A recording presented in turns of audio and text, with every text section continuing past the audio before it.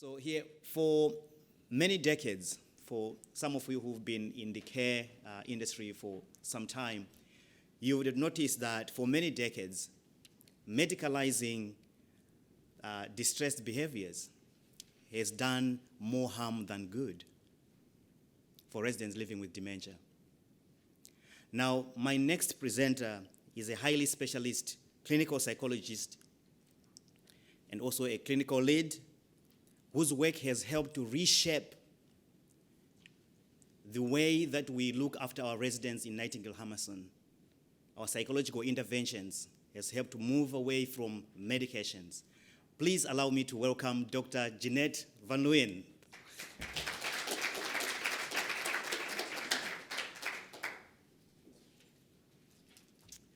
Thank you so much, Clements, and thank you for inviting me today.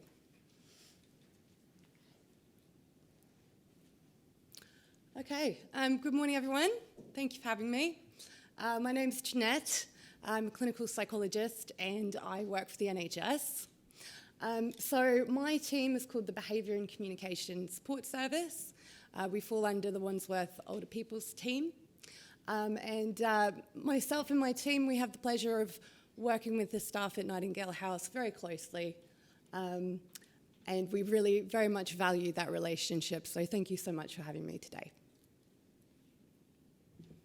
Okay, so I'm a clinician rather than a researcher necessarily, but today I would really like to speak to you about the research and the theoretical framework behind the way that we work in our team. Okay, so my service, we're called BACS for short, the Behaviour and Communication Support Service. We're a specialist care home team. We're very lucky in that way. Not every borough has a dedicated specialist care home team, so we're very thankful to have that in Wandsworth. So we cover all of the older adult and dementia care homes in Wandsworth, including Nightingale House. Our team comprises of, we have some consultant psychiatrists, we have myself, community psychiatric nurse, usually a couple of these if we are doing well with our recruitment. We have an occupational therapist and an assistant psychologist on our team. So we're a multidisciplinary team, and having that approach of multiple different perspectives from different professional backgrounds is a really important part of how we work. Okay, so we work with residents of care homes who have a diagnosis of dementia. And we accept referrals directly from the staff of care homes. So we like to think of ourselves as a very open, accessible, and supportive service for our care homes. And we accept referrals if the staff are finding some aspect of that person's behaviour to be concerning or perhaps challenging for the team, or perhaps where there are some risks posed by that person's behaviour. So these are some common types of referrals that we would receive.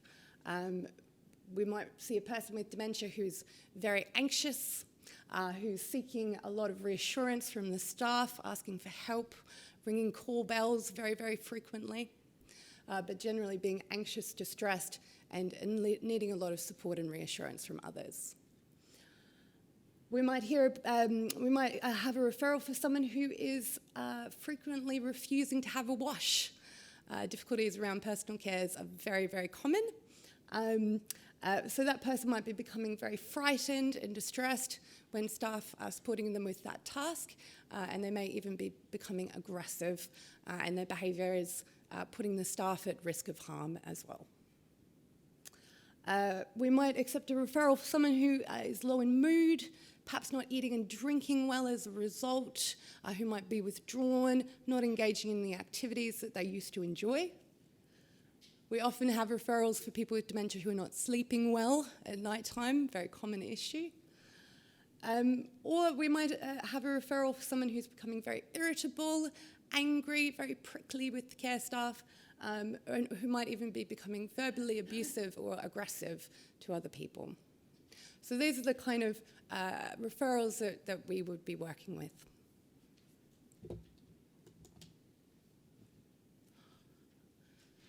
So this is how we understand distress behaviour in our team.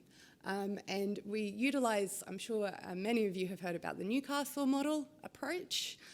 This is the framework that we use in our team, and this is really what I'm going to be talking you through today. So you might have heard these terms before: distress behaviour, behaviour that challenges, behavioural and psychological symptoms of dementia. There's lots of different terms that we use for this group of behaviours. I tend to prefer to use the term distress behaviour because I think it speaks to the emotion behind the person's behaviour, and often that is distress. So in BACS, in our team, our ethos is to understand distress behaviour as an attempt to communicate. So the person is really trying to tell us something through their words, through their behaviour, how they're expressing themselves to us.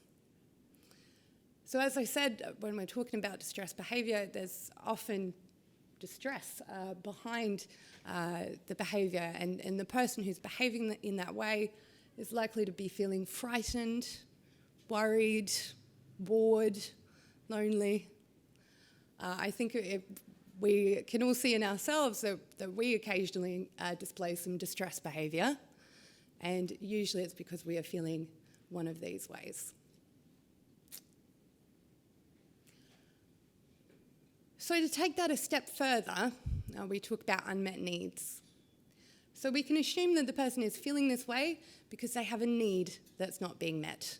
So something that's really important to this person is not being met.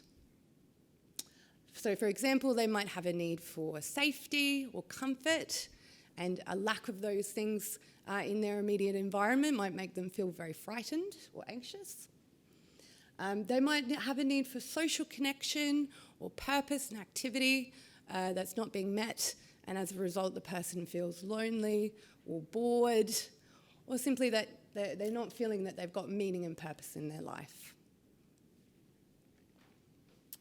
And we know that for a person with dementia, because of their cognitive impairments, and Dr. Livingston talked about this as well, the person is going to struggle to communicate with us about those needs in a direct way and a reasoned way. They're reliant on other people much of the time, particularly in the more advanced stages of dementia, to identify and meet their needs. So this is why in this work that we're doing, it's very, very important that we're working as a team and that we're working systemically, because it's the people around the person with dementia that needs to identify, understand, and meet their needs.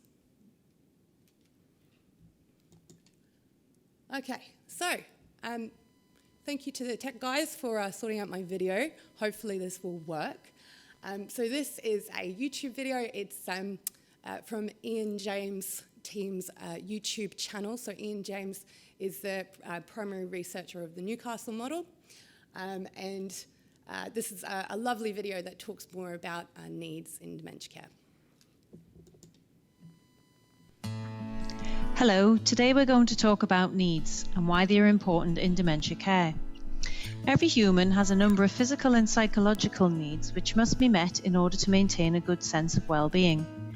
When these needs are not met, we experience feelings of discomfort or distress. This is true for everyone, including people with dementia.